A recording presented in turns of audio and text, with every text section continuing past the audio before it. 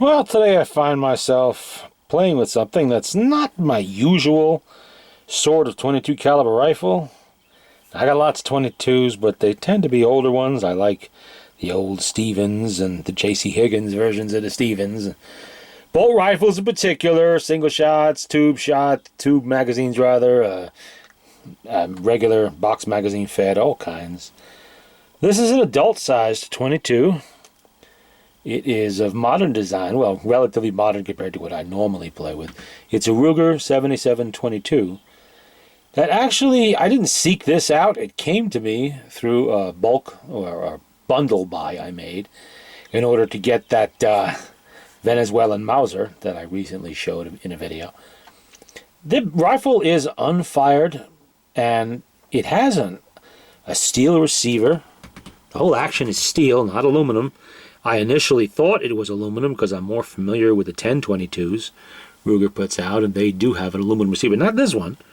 This is steel. It's bolt action. It feeds from a 1022 magazine, the regular 10-round 1022 magazine. What I cannot understand, however, is it is a nice rifle. Excuse me. Nice balance, nice size. Why would they not put iron sights on this? And apparently they don't. It's made to fit a scope and only a scope, which really it doesn't win itself any points with me because of that. I like my iron sights. One, because I know how to use them, and two, scopes break. Rifle gets banged around somehow, shit happens, and you lost your scope. Now you have no weapon. Your rifle is done for the day. Your day at the range is shot. Or worse, your hunting is shot because you don't have an operational firearm. And that was the problem with this one that caused it to essentially never be used. Guy bought this who had it. He didn't know a lot about firearms. He must have bought this probably 10, 12 years ago, maybe even longer ago, without a scope, because that's the way they come, so I'm told. And he mounted a scope on it, or tried to, but the scope rings were too low. And the handle, see that little mark in the bluing? That is from him smacking it into the bell of the scope, trying to get the bolt to open, because mysteriously, once he put the scope on the rifle, something happened to it. The bolt refused to fully open. Couldn't figure out why. I mean, it must be broke. The screws and tightening them scope rings down must have done something to break that bolt handle. That bolt doesn't want to open. Oh, well, we'll just put it away for now. And he never got back to it. I knew within 1 or 2 seconds of handling it what the problem was, but, you know, that's what comes of selling a rifle without any kind of sighting on it. That, you know, I like Rugers. I do. I have a number of them. I have respect for them. But sometimes they do stupid things, and this is definitely one of them. There should have been some provision for iron sights, however basic, on this rifle. Someone. So if the scope didn't work out, you could take it off, throw it away, and still keep on shooting with your iron sights. But it is a nice rifle, and I am going to get a scope for it. Oh, I might even have one myself somewhere. I got to look around. I got so much junk. I don't know what I have myself half the time. Because it's brand new, and I'm told these things are expensive. Now, obviously, I didn't pay a lot for it. I wouldn't ever pay a lot of money for a rifle. It didn't have any kind of working sights on it, but I'm told these things are like $600 or $700 sometimes, and I'm not sure if that's new, used, or whatever. I had one guy in a gun shop who I know make quite a decent offer on it. I told him I'll think about it. You know, let me play with it first, and if I don't particularly care for it, I'm going to go right back to the same 22s I've had for 30 and 40 years that are perfectly good. But, you know, always new toys.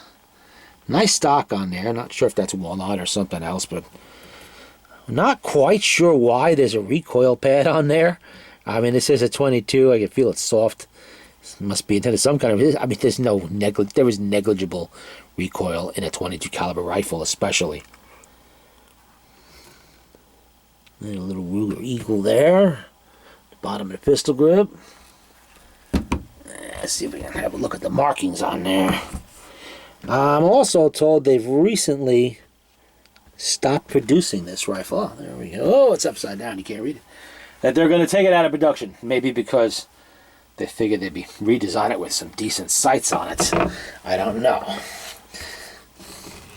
Ruger 7722. There we go. Little Ruger Eagle on there. 22 long rifle caliber.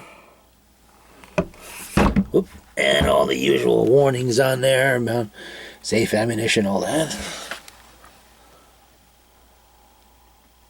No sights. That was kind of disappointing. Because if this had sights on it, I'd be shooting it already. Instead of screwing around with a scope and sighting in a scope. I mean, that's fine on a heavy caliber rifle, 30 cal, something like that. But on a 22, is that really necessary to have a scope on a 22? I mean, I got Coke bottle thick glasses and I can still manage to shoot my 22s at iron sights fairly decently well.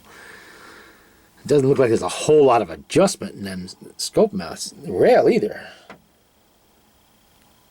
Well, did impress me though that it was a steel receiver. I like steel receiver 22s. I don't really like messing around with aluminum too much on anything. I guess that comes from many years of working with cars where any piece that's aluminum can, and if it's in contact with steel, can and will corrode until it's totally impossible to remove or do anything with. Dissimilar metals. So I like my firearms to be all, I'm okay with a little brass on there here and there, but I like steel. Wood and steel. Not real huge on ARs either, even though I have fired them plenty of times. Well, there you go. There's a look at the 7722. New to me, and probably not to many of you who are into more modern 22s. Well, there we go. The other one I got with this was a 20-shot New England Firearms single-shot shotgun. It's been a while since I saw one of those. That's brand new too. He never fired it. Don't know why he even bought it. Well, there you go. 7722.